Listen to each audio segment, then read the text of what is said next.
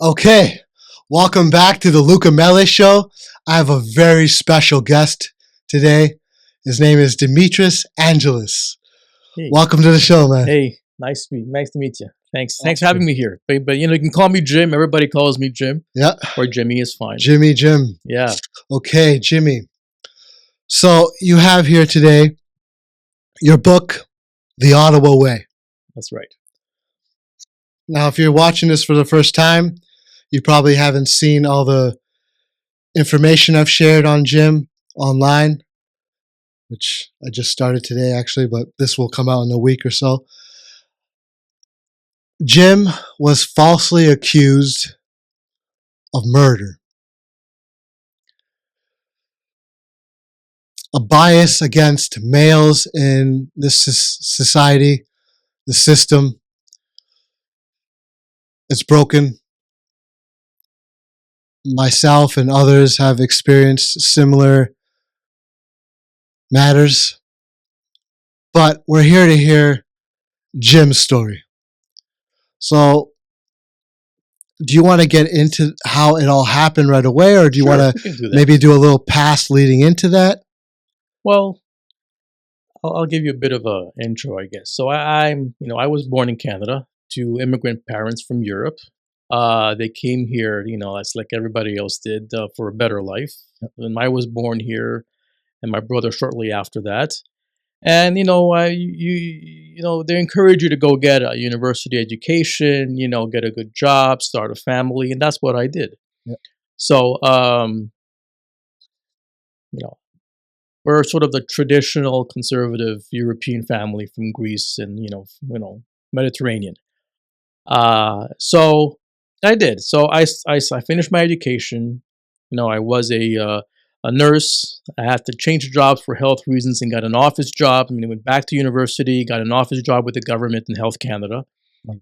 and pretty much just normal life, no issues, no trouble with the law of any kind.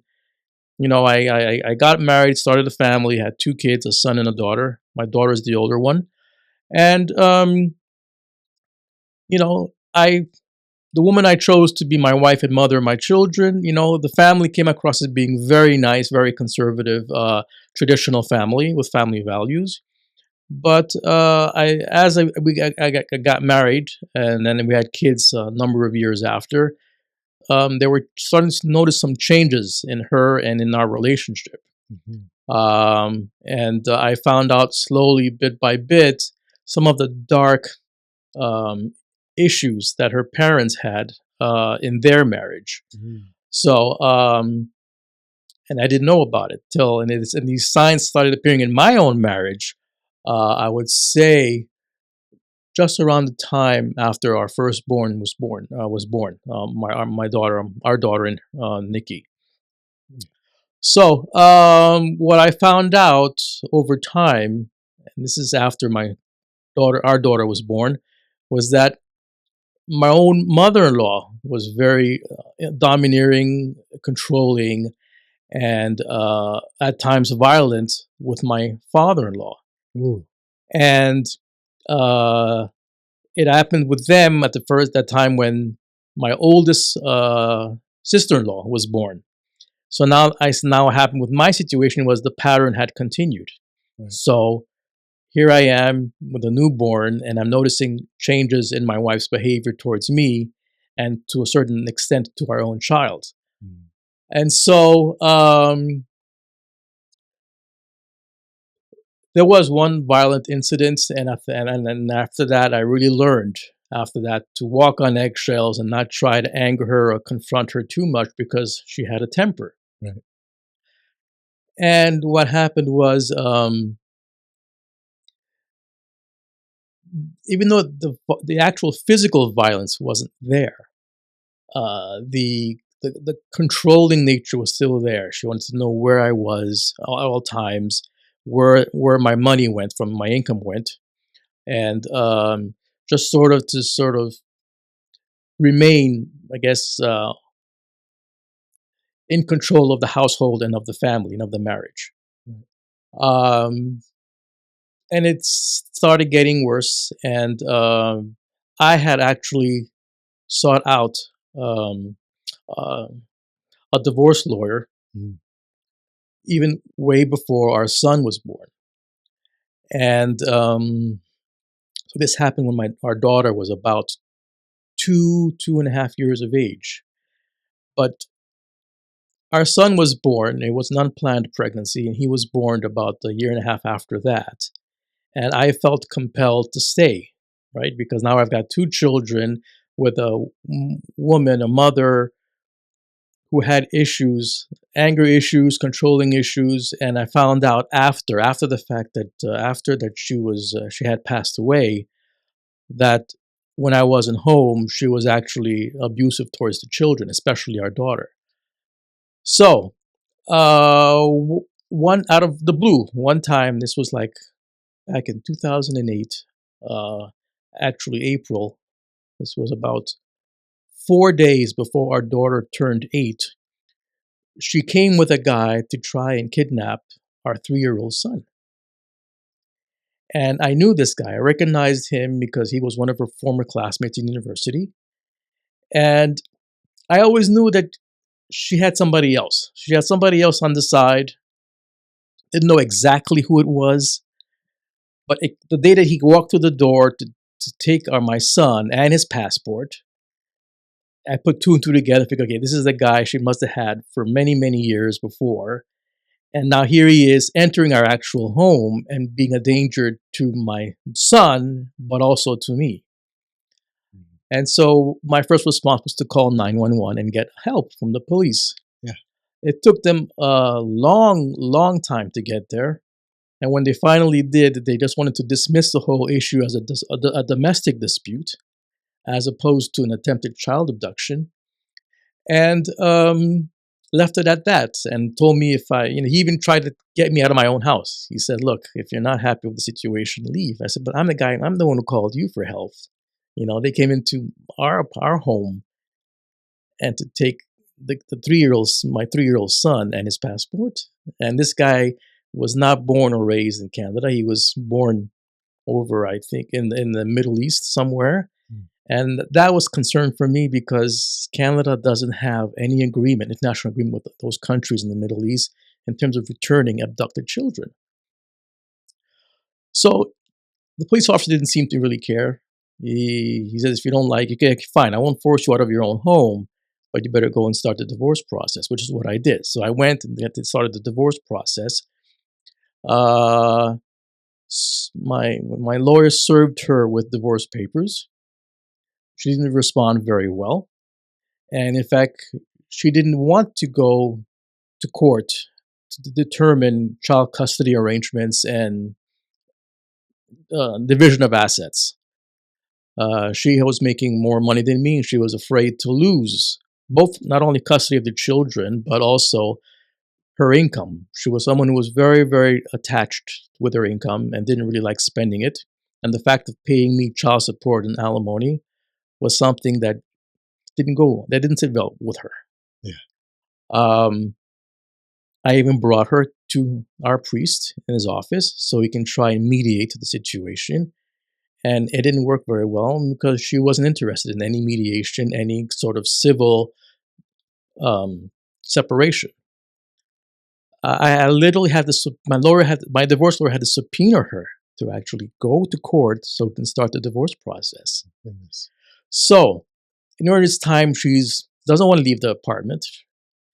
She's getting agitated and what's the word I'm looking for? Bothered by going to court to the point where she was throwing things against the wall out of frustration. And it was getting worse and worse and worse, and badgering our daughter, trying to intimidate me, get me out of the house, even though I was the primary caregiver for the children. And I went trying to get a restraining order against her, failed. They didn't want to give me a restraining order. I tried to go through my divorce lawyer, said, you got to help me out. You have to try and get me away and the children away from their mother because she's not responding well to the concept of going to court for the divorce. She didn't want to do it. My divorce lawyer didn't want to do it. She goes, look, I don't believe in separating the children from their mother. I said, but these are different circumstances. Yeah. Still, she wouldn't do it. So as we got closer and closer to the date of going to court, things got worse and worse at home. And literally 30 days before we were supposed to go to court is the day she decided that she was going to attack me in front of the kids. Mm. So here I am trying to fend her off, a petite woman, and I don't want to, and I was 50 pounds heavier than her. And I'm trying so hard not to put any pressure, any full force on her to stop her attacks. And she was going full force on me. The punches to the face, the scratches on the face, trying to claw her way, I think she even grabbed hold of my lip at one point to try and tear it off. I was wearing boxer shorts at the time because the kids and I were getting ready to go to church. And she just sunk her nails into my penis. And next thing you know, there's my blood all over the place. Ooh. And all this in front of the kids. And so I'm trying to get her to stop. Like I've pinned her on her back and I'll straddle her so she can stop. Pin her hands down and I straddled her hips. And she still managed to kick me off of her, like literally like 3 or 4 feet away from her into the TV. And this wasn't the flat screen TV that we're all accustomed to now. It was the old-fashioned box screen. And the actual box TV fell off the TV stand. That just gives you an idea of what kind of force she used to kick me off of her. Because I don't want to put all my force and weight on her, but she's going all out. And, I get up from the floor and she still wants to come at me. And here I am trying to pin her down. Again, this time I figured I'll pin her the opposite way, with the stomach onto the floor with her hands behind her back. And that's when all of a sudden she stopped breathing. And I don't know what happened. The kids are freaking out. And even my son, was saying, oh, no, mommy's gone, mommy's gone. I'm so sorry. So here I am freaking out, trying to calm the kids down. I eventually get to the point where I call the police, mind you, but it was all a blur. I just, I couldn't remember what I did immediately after that. But eventually I ended up calling the police and they came. And the way I just described to the 911 operator what happened, she went from, okay, looks like she died of something, and they were going to send an ambulance, but then her tone changed, and the 911 operator started saying, "Okay, we need police intervention because this looks like a possible homicide." The police come, they arrest me. The ambulance, the paramedics take the kids away, and all of a sudden I find myself in charge. First they had charged me with manslaughter, but then 3 days after, they bumped it up to murder, second-degree murder. And I'm shocked. I say, what? And it was like the whole experience was surreal. And it took basically 6 years for them to finally figure out that she died of a heart attack. So in this time, I'm in the system now. They have me in jail. They have me going through trial. They have me going through retrial because the first jury found me guilty of murder, even though the evidence was unclear of how she died. Right. And during this time, I lose my freedom. I lost my kids because they entered the foster care system. And then to the point where they were put up for adoption because the social workers didn't like any member of my family, any member of my community, and because there were social politics involved, and then they decided we're going to find these other family members, these other parents that had no connection to them whatsoever, not culturally, not in the community, nothing like that, so they can be raised by them as opposed to me or my parents or my cousins or my brother or godfather or anything. So, mean, I don't want to give too much away from the book, Absolutely. but the main thing I wanted to show is and prove and tell people is that there was a lot of evidence that was excluded during my trial, especially the first one, because the prosecutor was able to uh, convince the judge that it was inadmissible in court. Mm. And all of this evidence would have exonerated me during the first trial, instead of being wrongfully convicted and then having to go to Kingston Penitentiary, wait for a retrial to come back to trial, and then as a little bit more evidence was presented to the jury, they came to the conclusion that I was innocent from the very beginning. Oh, wow. So how much time did you spend in jail? Okay, so it took me 8 months to get out on bail.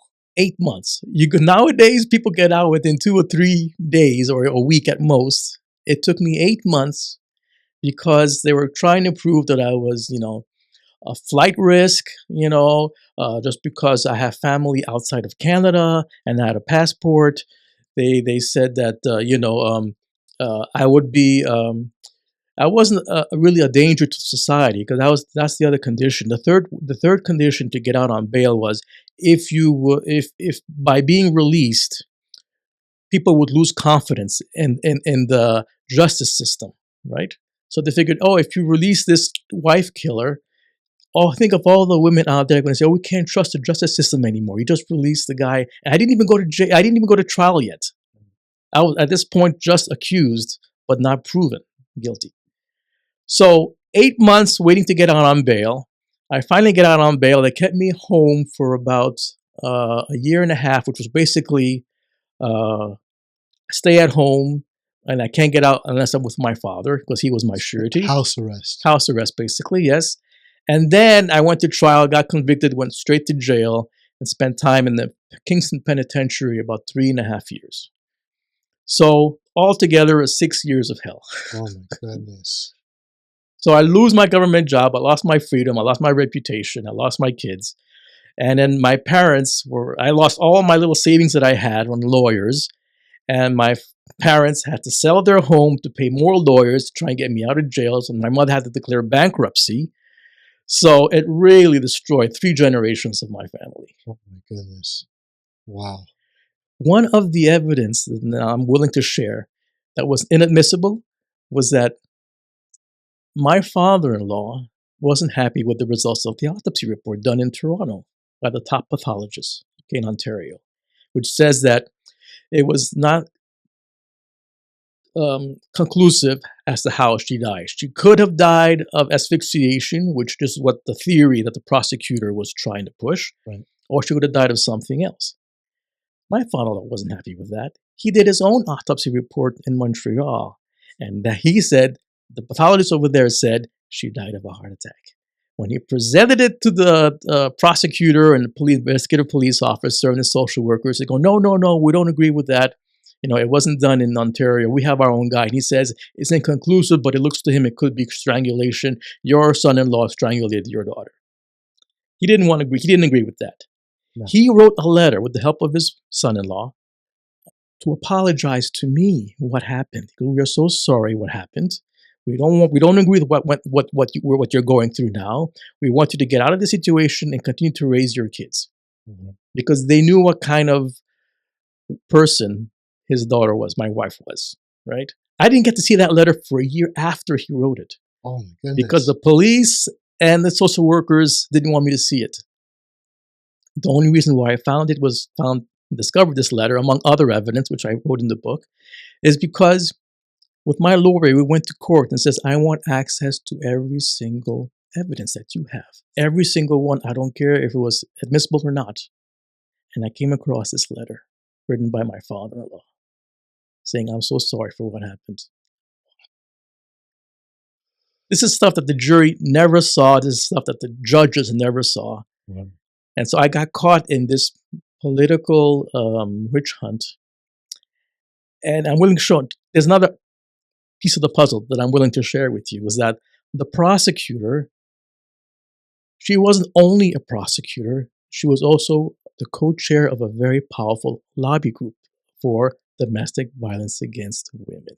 She had a huge following. And as I discovered this, I try to tell my lawyer, we can't have her as a prosecutor. There's a conflict of interest here. Is she serving the lobby group, or is she serving her role as a prosecutor for the Crown, for the government of Canada? And everyone in Ottawa, this happened in Ottawa, capital of Canada, says there's no such thing as conflict of interest. People can wear different roles and do their jobs with no conflict in their roles. Right. And that's not even humanly possible. We all have interests, right? If you have competing interests, you have to pick a side. It sounds like in her case an agenda. Yeah. You know, she had her mind set regardless of the truth. That's right. Wow. So it's very, very, like I said, biased against men. Yeah. There is also a biasness if you're not English Canadian or French Canadian, because there's that stereotype. Oh, okay, wait, you're Mediterranean, they're the hot-blooded Italian, hot-blooded Greek. And that sort of taints people's perception of you, regardless of what the evidence says. Right? So when you were in prison or jail? I went to jail first until my trial. And after I got convicted, I went straight to the penitentiary, which is a prison. Okay. Yeah. What kept you going? Because I had another guest who was locked up 13 months.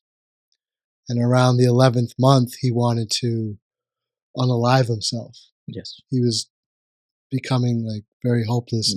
He was also in there for first-degree murder, which they found out after he had nothing to do with it. But that hopelessness and not knowing when it's going to end, and you were in there for years, 6 years, like what kept you going? What kept you not wanting to give up? And was it God? Was it you wanting to reunite with your children to make sure they weren't going to be lost in the system, or was it both?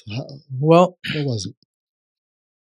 Once you're in there, once you're in jail or in prison, they really try and break you down. Yeah. They really try and break your mental health, your mental strength down. When I was waiting to get out on bail, they kept me in a small, tiny little cell, jail cell, meant for 2 people, but there was 4 of us in there. Mm-hmm. We were locked 23 hours a day, no windows. So I never saw sunlight, okay, for 8 months. Wow. They tried to do everything possibly, humanly possible for you to give up, right? So they say, look, if you want out of this mess, just plead guilty to manslaughter, right? You do your jail time for 5 years, 6 years at most, and you're out. But I said, but I didn't do anything. Why am I making a plea deal for something I didn't do? Right. And then they got to me through my children. So we're keeping your children in foster care. I know all these family members came forward for the kids. No, we don't agree with it. We're going to keep them in foster care, and we're going to eventually give them out for adoption. Right. They really try and get you to plead guilty to a lesser charge so that you don't have to go to court, you don't have to present any evidence, there's an agreed statement of facts, and the whole truth is hidden. Right? No one knows the truth. I kept fighting for the kids. I kept fighting for myself. I kept fighting for my parents, my elderly parents. And I relied on, my faith. I'm a strong, Christian. Most people in the Caribbean, in the Mediterranean, are strong Catholics or strong Orthodox Christians. Yep. And that's what got me through it. To the point, I remember one time when I was waiting out to get out on bail, those 8 months. I mean, every month I read the Bible from start to finish. Oh, wow. So every month, 8 times, I basically read the Bible just to give me the strength and courage to keep fighting and not accept any plea deal, not to give up. Man, amazing. So that got me through it. And even after I got convicted and went to the Kingston Pen, with the federal prison, same thing. I relied on my, faith, persistence. I've been through a lot during childhood as well, bullying and stuff like that. And it prepared me for it. And you also learn to be diplomatic with the other inmates, right? Some of them were there to support me because they didn't believe anything that they read or heard. That's good. Others were either impartial or didn't know what to think. But then there were a couple who just says, you're in the system, give up, man. Just make a plea deal and get out. Wow. Even when my lawyer went to the Court of Appeal and won and says this guy didn't get a fair trial, he needs to be out, the prosecutor in that trial says, look, okay, yeah, fine, we made a mistake with the first trial, but to save everybody time and for him to go through a second trial, just plead guilty to manslaughter. He's out. He already did his time, and that's it. We can move forward with our lives. I said, no, I'm not here just to get an easy way out of jail. I'm here to prove my innocence. That's right. Okay? And to also inspire others not to give up if they find themselves in this kind of situation. Wow, man. So many men came up to me and says, you know what? I was in an abusive relationship. No one believed me or they blamed me. Yeah. Yeah. Now that's very common this day and age, where a woman will be abusive towards their husband or boyfriend. Yeah. And even if you bring it up in whatever situation online or wherever, it's almost like the initial reaction from most people, both men and women, is they laugh at the man.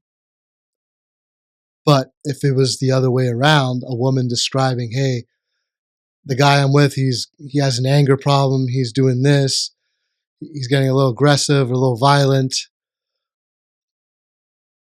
they're so much more supportive and believing the woman. And okay, I can understand, we have daughters. We look at them like they're our everything, our princess, everything. We don't want nothing bad to ever happen to them. We almost take on a protective role as men over women. I can understand that. But to only believe a woman first, you're going to have problems with that, as you suffered from this personally. And it's just not right at all. And I get a lot of support and agreement with that. Even, outside of prison, through social media, people that I meet at conferences and stuff and like that, they tell me their own personal stories and experiences. I wrote the book. It went very well. It was very well received by almost all men and most women. Some women thought that by speaking out against this matter and the realities of it, that I was insensitive to women being, subject of abuse or violence. They said that I rub women the wrong way with this book, and it's not. I mean, I made some very honest observations about the Me Too movement, for example, and the amount of backlash I got online from it was extraordinary. And I never discounted the fact that women, are still abused or physically assaulted by men. Yeah. What I tried to indicate clearly in the book is that it's very exclusive. The Me Too movement only looked at women. It had never looked at men and boys. That's right.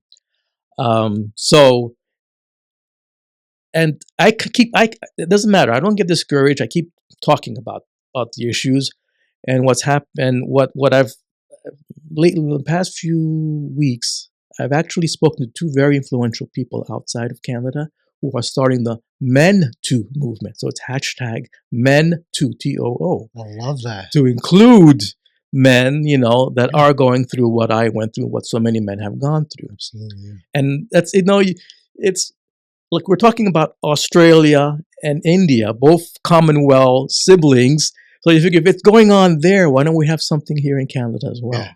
Great point. Great point. We don't even collect the data on any violence towards men in Canada. We don't. And whatever is presented is usually the numbers are really, really low compared to the reality of it, right? Because people either don't believe that it is a domestic violence issue, or the men have become so discouraged they don't even bother reporting the issue. So we have to go about data collected in other countries. And if we go like similar countries like us, like the United States, the UK, and Australia, the numbers are almost even. So it's if we extrapolate the data and you say, okay, if this is happening in the UK, the US, Australia, and Canada has a sort of a similar system, policing system, court system, uh, socioeconomic system and mentality, um, the numbers here in Canada could very well be for every uh, for the 60% of women that claim to be um, abused, right, or assaulted by their partner, there's another 40% of men who are going through the same thing. Absolutely. Yeah. So it's 60-40, right? But that 40 is underreported in Canada, right? For one reason or another. I mean, I would love to see a Men Too movement in Canada and everywhere, right? It's not only in Canada; it happens all over the world. That's right. I quoted numbers from Europe because again, we don't have any numbers from Canada, right? So I sort of compare as much as we can with other Those Western. are in the book? Yes. Oh, wow, good. So the book is lengthy. Okay, it's over 700 pages, but the way I wrote it, you don't have to read every single chapter.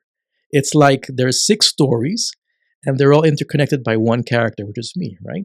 So you could read the beginning where it talks about my childhood, my parents, my family coming to the country and all this. You could jump to chapter 3, which is the moment I got married and raising my kids. Chapter 4 is when I end up going to prison and fighting the system, trying to get out. Chapter 5 is a prison story. Right. Chapter 6 is my retrial. And you don't even have to read every single chapter. Whatever you're interested in, that's where you go to, and you won't get lost. Wow. Okay. So, but like I said, my discussion keeps continuing with people, and I got this very, very interesting and very accurate poster, and I believe it comes from the UK. It says there domestic violence, and it says if you think being an abused woman is hard, imagine being an abused man. It says here, no one will believe you. If someone does believe you, they'll mock you instead of helping you. Yep. If you call the police for help, you will likely be the one going to jail. Shelters will not help you because they're non-existent. And if you fight back against the abuse by your wife or girlfriend, you're the one who goes to jail. The shelter thing. There's no men's shelter. I know there's a lot of women's shelters. There was one in Toronto accepting all. I mean, it was large enough and big enough to accept everyone in Ontario. No, there was one for men. Oh, okay. Okay, but I think during the late 90s, early 2000s, the funding for that shelter was cut. Ooh. So they had to shut down. Wow. So in the end, we don't have any shelter for men. Wow. Yeah, I'd like to help with that Men Too movement. Let's get that going in Canada. Yeah. Absolutely. You mentioned previously that you had some support from our Ontario Premier. Yes. So I was living in when it happened, and shortly thereafter, I was living in the riding of former Premier Ontario, Dalton McGuinty. And I went to his office, and they were not interested. It was clear to me and my family they were not interested in hearing our story, and helping us out in any possible way. And I didn't get any help from his brother either. His brother was a member of Parliament in Ottawa, and he wasn't interested in bringing it to the attention of Justin Trudeau. So fine, I leave Ottawa so I can still rebuild my life in the Niagara region. And lo and behold, I get a chance to contact our current premier, Doug Ford. Doug Ford, let's put all the politics aside, because we're never going to agree with every policy decision that he makes or proposes. Or any politician, yes, for that matter. But as an elected public official, he was the only one willing to meet me. Wow. Hear what I had to say, follow up with a phone call and written correspondence, and says, you know what? I'm going to do everything I can to help you out. Wow. That's beautiful. Okay, so he's going to help me get a public apology, and he's going to help me get some kind of compensation for what my children and I went through. Because in the end, we lost everything. Wow. This was recent or? I met Doug Ford in November. Okay, so just a few months Yes. back. Wow. Yes. So I'm happy. He was fair, because when I approached the matter earlier with his office, he said, "Look, we're going through COVID. We can't really deal with this." COVID was gone. He had an election campaign afterwards. After he got reelected, he was willing to sit down and hear what I had to say. Amazing. That's really good to hear. So that's where I am with that. Still no progress made at the federal level.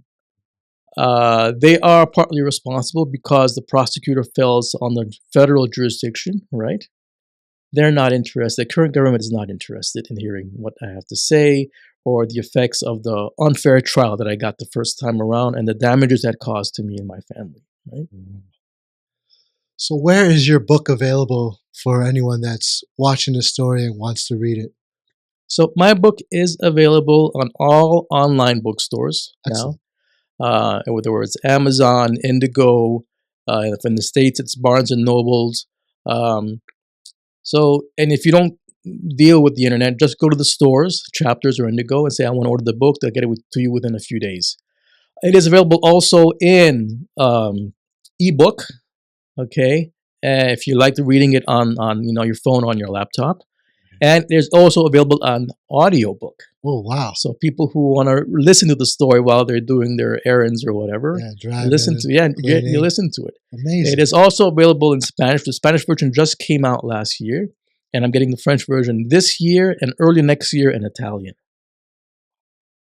It's a story that needs to be told, and I don't want language to be a barrier in sharing this story with anybody in this country or any other country. So you're Italian? I'm Greek, so the Greek version is going to come out sometime next year. Okay, excellent, amazing.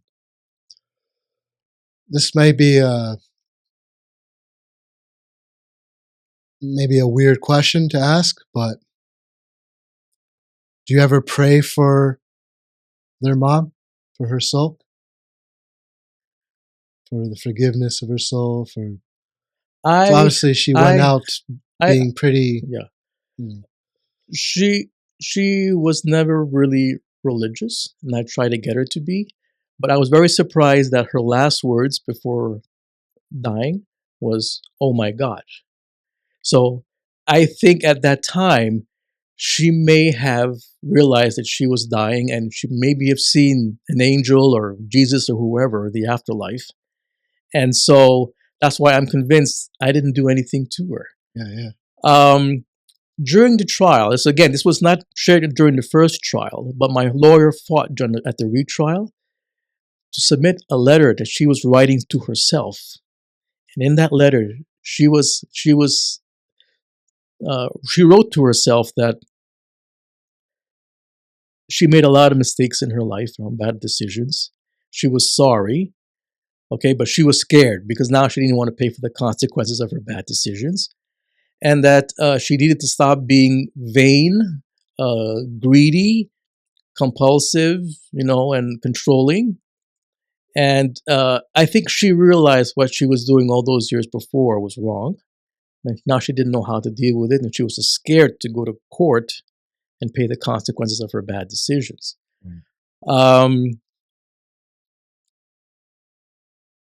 I've forgiven her because I realized that she may have been battling other demons that we don't know about, right? Sounds like it. And especially the force she used to push you off like that with her legs. That's so she was battling some other demons that she never told anybody about. And so we all have our demons that we go through with whatever they may be. And so you have to sort of be understanding and compassionate to that person, right? There is a part of me that's angry at her for what she did. But as I mentioned in my book, I never lost faith in Canada or in God because of her, but at the system that failed my children and I from protecting us from her. Okay, so it comes out being angry, but the anger is not really directed at her, but rather at the system. Right. Understood. Yeah. Wow. 2 last questions. If you want to skip over this next one, I completely Yeah, understand that's fine. because it involves your kids. So Yeah. when you got out, Yeah. and I'm not going to ask how it all happened, but when you finally got to be with your kids again, what was that like for them and you? It's very, very strained, very difficult, because during those 6 years, they were told by the police and the social workers that I killed their mother. And when the truth comes out, they don't know what to believe anymore. So they're stuck. They're stuck. We were told all through our childhood that our dad killed mom. And now this is new information coming out, new evidence, new proof that he didn't. And so that's why getting that apology from Premier Doug Ford and any other elected public official is so important, because it gives them the validation and confirmation that their father didn't do anything wrong. That's right. Yeah. So I'm very grateful to him, Doug Ford, for taking this first step, this very, really important step for me and my kids. Yeah. And my parents, unfortunately, didn't live long enough to witness it because they died during COVID. And he, not only that, but Mr. Ford will be taking it up with both the city of Ottawa, because they were responsible for the police department over there. And the police did not help me or my kids whatsoever when they could have. And he's going to try and continue to have this discussion with Premier Mark Carney, even though he's really not at the point of... Prime Minister. Prime Minister Mark Carney, of listening to this story. Good luck with him. But Yeah. That's like you said, very first step, very important first step. Yeah. And that will help a lot with the closure, but also the rebuilding of our lives. Yeah. So you guys are rebuilding now? Like I said, I mostly, with my son, we talk more often because he was young when it happened. Yeah. And so he just sort of hears bits and pieces of what people have told him when he was growing up before he got adopted. But my daughter was old enough to believe what the social workers, the police, and the prosecutor were telling her. And that's another part of the evidence that was somewhat excluded during the first trial, but really presented during the second trial, was that every 2 or 3 weeks, the investigative police officer with the social worker would come to her in her new home and, and have a private time in their bedroom telling her, you have to help us out here in trial, because she had to go testify, right? That this is what happened. We're doing this for your mom, okay? Justice for your mom. Yeah. So you have to go and testify and say what happened. And the thing is, though, when she testified at the pre-trial, preliminary hearing, before we actually went to trial, you heard what she was saying, and she was getting everything mixed up because of what she remembered and the lines that she was told to rehearse with the police officer and the social workers. Right. So there was, wait a minute. You said that she died, you saw your father straddle your mom when she was facing, with her back on the floor and facing him before she kicked him off onto the TV and put his hands around her neck and mouth to suffocate her. But then how did his bloodstains get on the back of her shirt? Mm-hmm. So she didn't die when I was on top of her trying to pin her down. She died on her back when all my blood from my penis and injuries fell on the back of her shirt. So the judge saw that. That's why I don't understand. The judge saw the inconsistency in her testimony, right? And said she's not a reliable, credible witness, right? Because the forensic evidence doesn't match what she's saying in court. Mm. And we have proof that she was being visited every 2-3 weeks by the investigative police officer with the social worker. And to the point where you saw them. There was one time they videotaped the interaction between them, and they were to the point where they were like friends. The investigative police officer and my daughter were like friends. You know what I mean? He was giving her a lollipop, and they were laughing, and they were friends. And so he befriended her and helped her rehearse these lines in court. So she didn't want it. She even told my lawyer, "I don't want to testify against Dad. I don't want to," but they forced her to, because that was the only way they could get a jury to convince a jury that I was guilty of murder. Yeah. So she's still upset about that. I can tell when I talk to her, she's upset about it. And so now she doesn't know what to believe, right? She's sort of caught in between me and my defense attorneys and the prosecutor and the police officer and the first jury. So our relationship is very strained. But with my son, it's better because he was younger and he didn't have to get involved in any of that. Well, I have a good feeling that everything will resolve within her, and she'll be fully on your side of everything. In time, a lot of things can become clear because we have to learn to get rid of the things we're holding on to that we think are still true. Yeah. Even though in our hearts we know it's not. It's hard to unlearn a lot of things, especially when she was 8 or 9 when this all happened. That's right. So, wow. One last thing. I usually ask my guest if you want to share a joke or inspirational words. One last thing you want to say that might help someone, especially with all this, the men out there, anything like that. You kind of did say it when you read on this, but maybe elaborate a bit more. My message is for everybody out there, the men and the women. We need to have changes. We need to have changes in the way we think, in the way we treat, all cases of domestic violence. Okay, there is a senator. Her name is Ann Cools, conservative senator, who was a very outspoken person about domestic violence. She says domestic violence is not only a woman's issue, it's a human issue. Yes. It's men and women. Right. And to go ahead and continue pursuing laws and policies that only focus on female victims and not male victims is inherently wrong. We're keeping Canada in a very dark place. Okay, and she's very right about that. If we don't make the changes that we need for everybody, men and women, what kind of message is that giving that to our sons, right? Our grandsons, our godsons, our nephews, our cousins, our brothers, our fathers.